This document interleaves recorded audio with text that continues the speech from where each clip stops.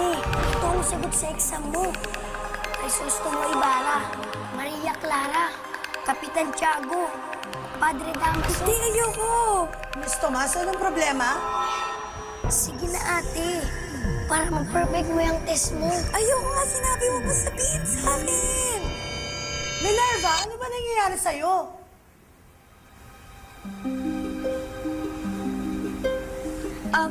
Ma'am, may I go? Sandali lang po. Edison, ay ka nga dito. Ang ginagawa mo? Ate, gusto lang naman kitang tulungan eh. Hindi tulong yung ginagawa mo sa akin, Edison. Pandaraya. Hindi mo dapat sinasabi sa akin yung sagot. Nakita ko kasi ate, nahihirapan ka na eh. Edison, oo, nahihirapan ako. Pero ganun talaga. Mali yung sinasabi mo sa akin yung sagot. Hindi tama yan, kaya huwag mo nang ulitin yun, ha? Sige na. Umalis ka na. Babalik na ako sa test ko.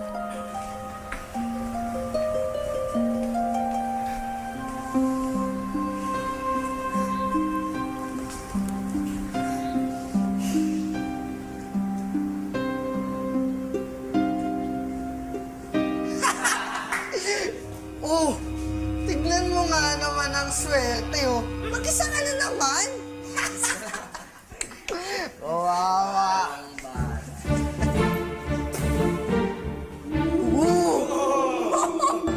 Oh my God, yung ganyan mo nalalaman. Yung sayaw. Tingnan natin yung tigas mo, ha? Ha? Ano mo rin?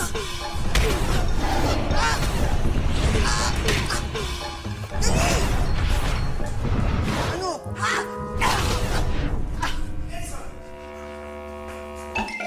Sir! Nasaktan ka ba? Sinipa ako! Ano to? Sino nagsimula nito? Minerva, your brother may have an exceptional mind. Pero sa paaralang ito, binibigyan pa rin natin ng halaga ang mabuting asal. I will bring up this matter with the board para mapag-usapan kung anong parusa ang ibibigay sa kapatid mo. Kung suspension or expulsion. You are excused. Pwede na tayo umalis.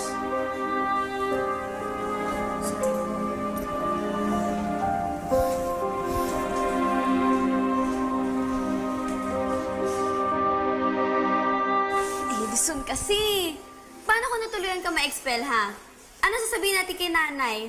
Alam mo naman, alalang-alala si nanay pagdating natin sa pagkaaral. Ate, sorry na, huwag ka na magalit. Hindi nga kasi. Paano nga kasi pag nagalit si nanay? Alam mo naman, todo kayo dyan. Ate, sorry na, huwag ka na magalit.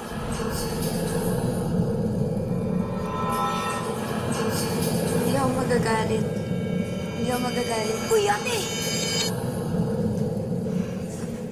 Ano nangyari? Nahilo ka yata, ate. Mabuti pa, maupo ka muna. Pagkakuha kita ng tubig, diyan ka lang, ha?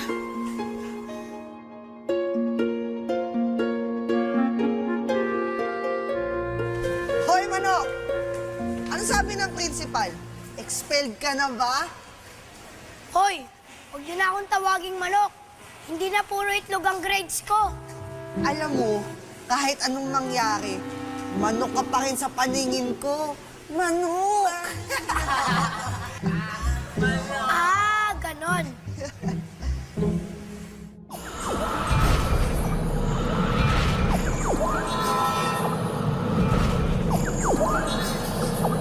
Kayo ang manok. Narinig niyo? Kayo ang manok. Manok kami. Titilaok kayo. Makain kayo sa lupa. Kain kami sa lupa. Lilipad kayo. Edison?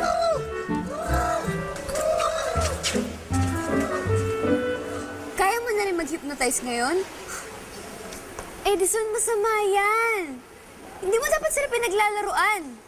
Sila naman nauna, ate. Gumaganti lang ako. Gumagante.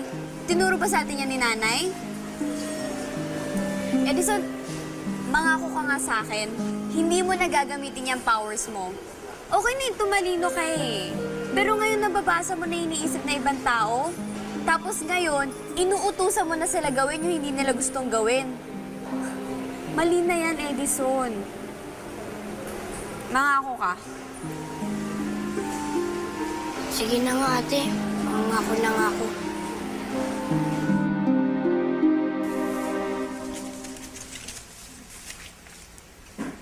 Sir, Hey! Edison, paano ka napasok dito? pinapasok po ako ng sekretarya niyo. What? Sir, makikiusap po sana ako na huwag niyo na po ako i-expel. I'm sorry, Edison. Pero napirmahan na ang papeles recommending your expulsion. Pasensya ka na, Edison. Malaking pera ang kontribusyon ng pamilya ni Jefferson sa paaralang ito. Yun ang dahilan kung bakit ka na-expel. I'm sorry. Pag-aaral! Kailangan mag-aaral na mabuti dahil yan ang mapapamana ko sa inyo. Pagbutihin, ha? Kung nabubuhay ang tatay nyo, tuwan-tuwa sa inyong magkapatid yun. Ay, umpisa pa lang po yan. Pangako ko po sa inyo, yayaman tayo. Ako pang bala sa inyo ni ate. Naman! Ako yan, ha? Sorry din po, sir. Hindi po ako pwedeng i-expel. Kawawa naman po yung nanay ko eh.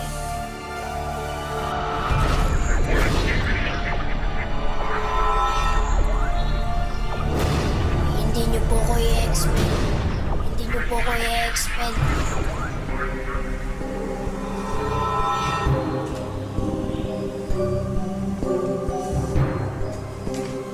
Hindi kita i-expel.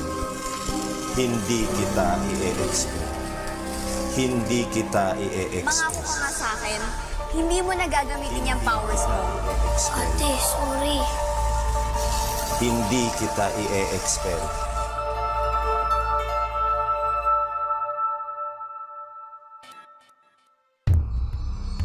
Ultimate power?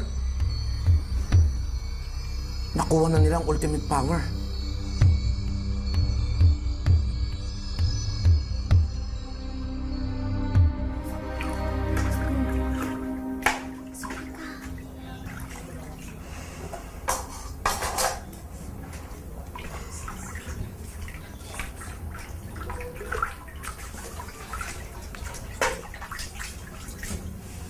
Nay.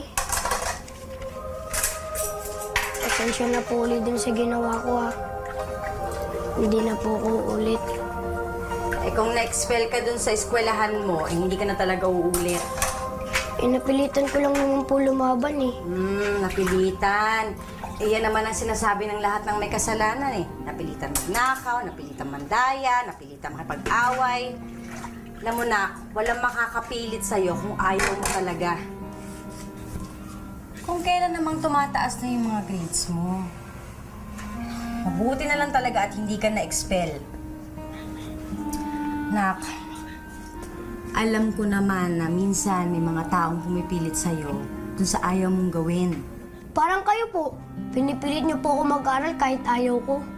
Ay, nako, hindi. Iba yun. Anak kita eh. Ikaw talaga, pinipiloso po mo ako. Trabaho ko yun eh. Alam na alam talaga paano ko papatawanin, no? Hindi na po kayo galit. Galit pa, ng konti. Pero wag mo nang uulitin yon, okay? Maliwanag? O, ikaw na ngayon na maghugas dito ng mga pinggan, okay? Nay, paano po kung kaya ko magugas? Pipilitin niyo po ba ako? Ako, hindi kita pipilitin na. Hindi kita pipilitin, pero mapipilitan akong paluin ka. Ay, Nay, ako na magugas. Sobrang sarap magugas, Nay. Tabi na dyan, Nay. Ako na magugas. Yan. Ang bata na yung kapatid mo. O, kamusta ka naman dyan? Ay, nasasagutan ka naman po. Okay, kasi magpaplansya pa ako ng mga uniforme niyo.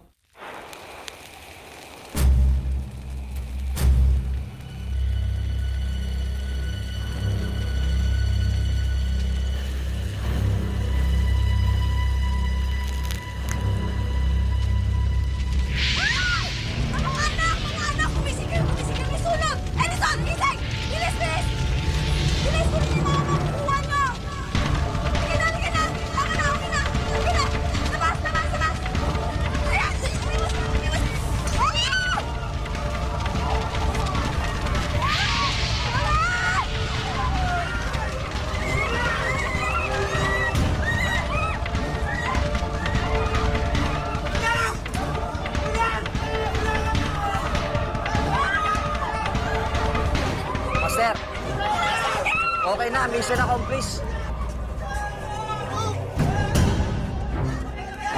Sunog!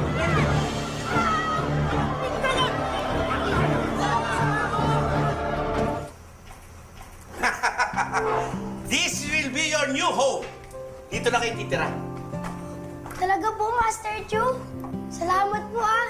Mr. Chu, bakit naman kumuha pa kayo ng apartment? Pwede naman kami sa garahe o kaya sa sala lang makitulog. Hindi naman pwedeng ganon. Dahil kaibigan kayo ni Benson, siyempre kaibigan ko na rin kayo. Sige po, upo po kayo. Totoo yun. Nung sinabi mo nga po kay Dad na sa basketball court na kayo nag-stay, nasunugan ho kayo, sinabi niya po agad sa akin na pasundo ko kayo. Tama-tama ho, yung may-ari ng bahay na to, nag-migrate pa yung buong pamilya sa US. Kakabenta lang po kay Dad. Mr. Chu, maraming salamat po ah. Benson, salamat din. Hindi, wala yan. Sabi ni Daddy, pwede kayo mag-stay dito kahit gano'n yung katagal gusto. Di ba, Dad? Tama ka, Iho. Nabanggit nga pala sa akin ni Benson na yung eskwelahan, yung public school kung saan kayo nag-aaral ay nasunog. Wala na rin problema dyan. Kakausapin ko ang school board para kayong dalawa ay doon na rin mag-aral kung saan nag-aaral ito si Benson. Naku, Mr. Chu, baka naman hindi namin kaya dahil baka mahal yung tuition fee. Ay, hindi po. Nag-commit po si Daddy ng scholarship. Silang dalawa po yung unang recipient. Mr. Chu, maraming salamat po. Tatanawin namin malaking utang na loob itong ginawa niyo sa amin. Walang anuman.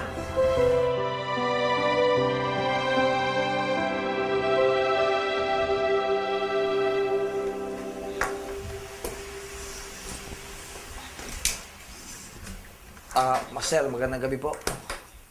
Naglabas na ng findings ang fire department. Aksidente lang daw ang pinagmula ng apoy. Very good. Kung ganon, magbigay ka ng malaking donation sa lahat ng mga biktima ng sunog. Teka, Master, bakit? Wala naman naghihinala sa atin na tayong gumawa nun ah. Ano ka ba? Nadamay lang sila sa plano natin. Believe it or not, may konsensya pa ako. Kaya naman pala, Master, hindi mo pinakidnap yung mga bata at pamilya niya eh. Alam mo, nadamay lang sila sa plano ko. Pero, ang talagang purpose natin dito ay para sa kabutihan ng ating mundo at para sa katahimikan.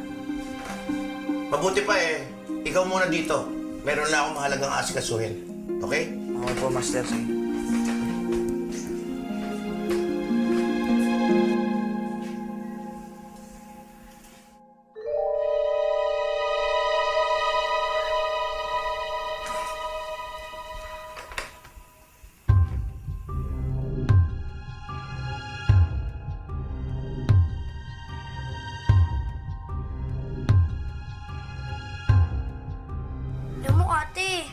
Sobrang swerte ni Benson sa tatay niya. Mabait na, sobrang yaman pa. Paglaki ko, gusto ko maging katulad ni Master Chu na sobrang yaman. Ayoko na maging mahirap, ate. Bakit naman? Ang hirap eh. Ikaw talaga. Kung ganon, magsumikap ka. Huwag ka man lalamang ng kapwa mo. Opo, alam ko na pupuntahan yan. Huwag ko nang gagamitin yung powers ko. Di ba yun naman yung turo sa atin ni nanay tsaka ni tatay? Huwag ka man lalamang ng kapwa mo. Gumawa ka na mabuti sa kanila para kabutihan din yung babalik nila sa'yo. Di ba, tatay? Ate, tignan mo to. Hindi gumagamit ng powers to. Tama. Oh! Kaya mo ba yun? Ikaw talaga?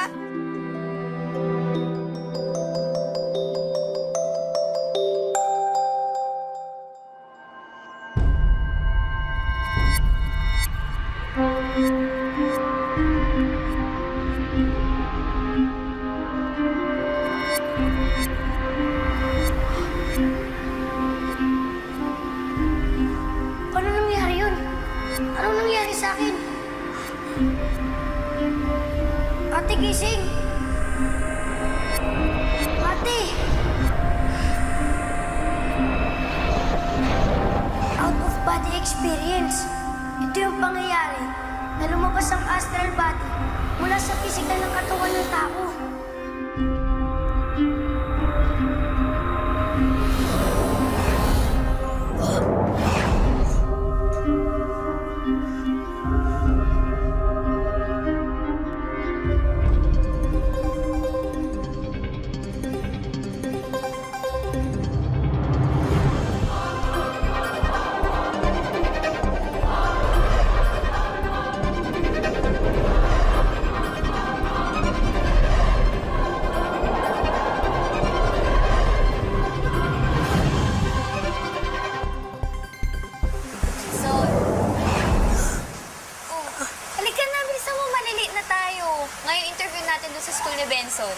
Asa mo nga? Sige, ate. Sige.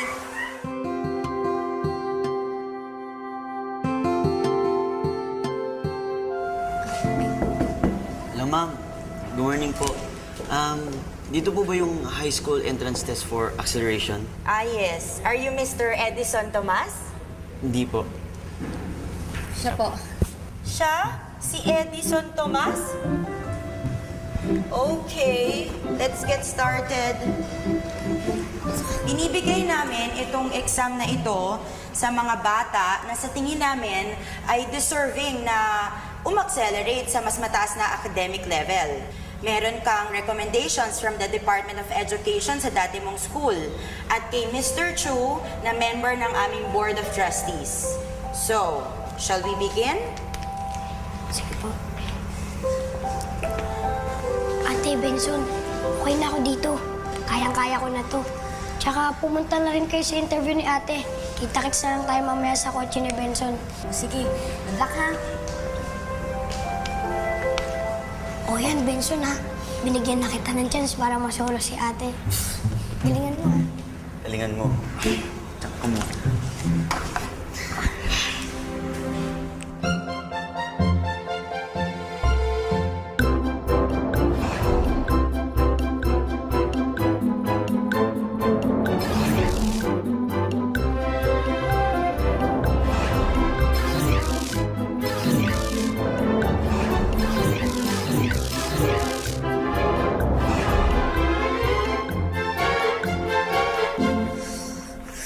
Mini, relax lang. Kaya mo yan.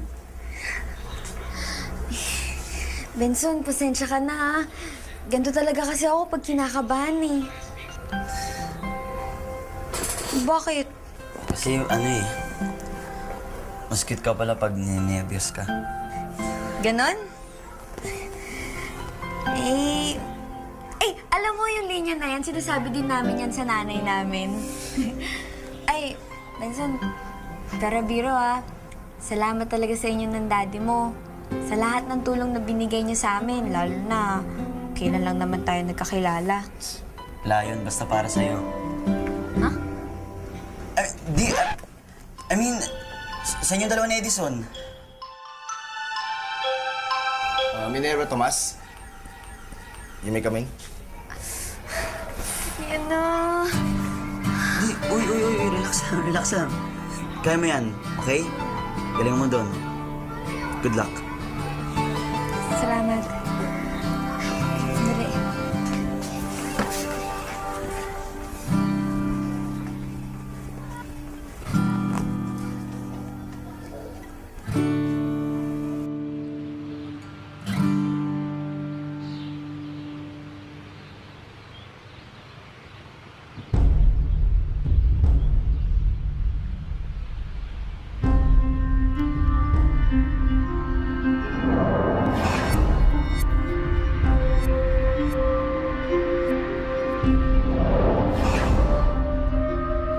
Thank you, Mr. Thomas.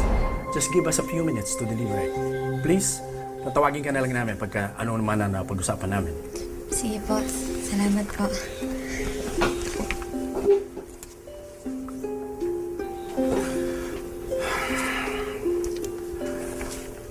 Okay naman ang academic standing ng magkapatid. Lalo na yung Edison. He's a genius.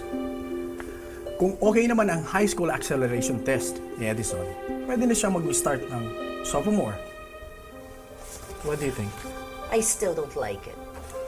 Kahit na nirecommend pa siya ni Mr. Chu. Ayoko makasama ng anak ko ang isang galing sa slum area. I agree. Mataas ang standard ng school natin. At kung tatanggapin natin sila, masisira ang exclusivity natin. And I say no. Mga salbahe kayo. Niniti-ngiti pa kayo pero ayaw niyo naman pala sa amin.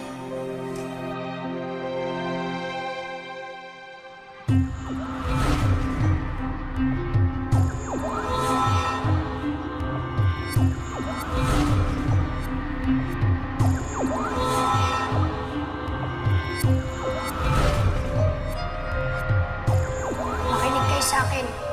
Tatanggapin yung application namin. At kapag kaharap niyo na ang ate ko, ang sabihin niyo, approve na ang application namin. Gets nyo?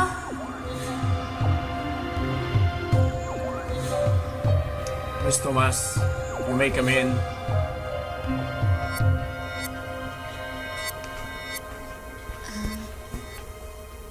Tanggap na po ba kami ng kapatid ko?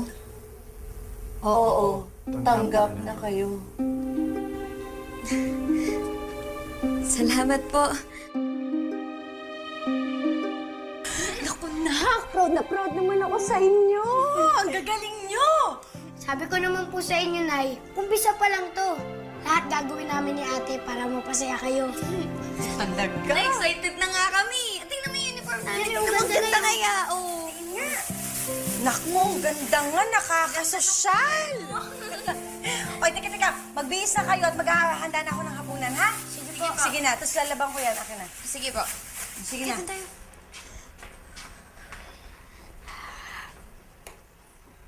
Leo! Unti-unti nang natutupad yung mga pangarap natin para sa mga anak natin. Lumalaki na silang masipag, matalino, mabait, at saka matapat. Galing, no?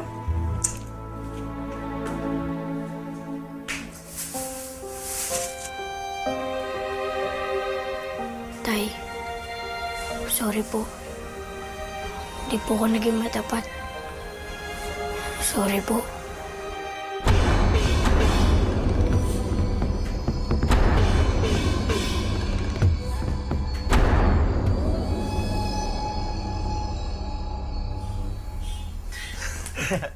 Kamusta anak? Balita ko si Minnie tsaka si Edison tanggap na rin sa eskwela. Oo nga po. Tuwan-tuwa nga po si Minin nung lumabas siya sa registrar's office eh. Talaga? Kamusta naman si Edison? Wala bang nagbago sa kanya? Ano po ibig niyo sabihin? Wala. Ang ibig ko sabihin, kasi nasunugan sila, maaaring na-trauma siya. Baka naman kailangan ni Edison na pa-check up natin siya sa doktor para malaman natin kung talagang okay siya. Hindi na po kailangan ni Edison nun. In fact, he's more than okay. What do you mean? Huwag ko po sabihin, ang masaya-saya niya kasi first time niya makatira sa apartment tsaka makatulog po sa komportableng kama. Okay naman pala. Nakakatuwa talaga yan si Edison Oo nga po. Dad, salamat nga po pala sa pagtulong sa kanila. Walang anuman, anak. Nakita ko naman na very special sila sa'yo What makes you happy, it makes me happy. Thank you, Dad. Love you, Dad. Oh, tuloy na natin. Sige po.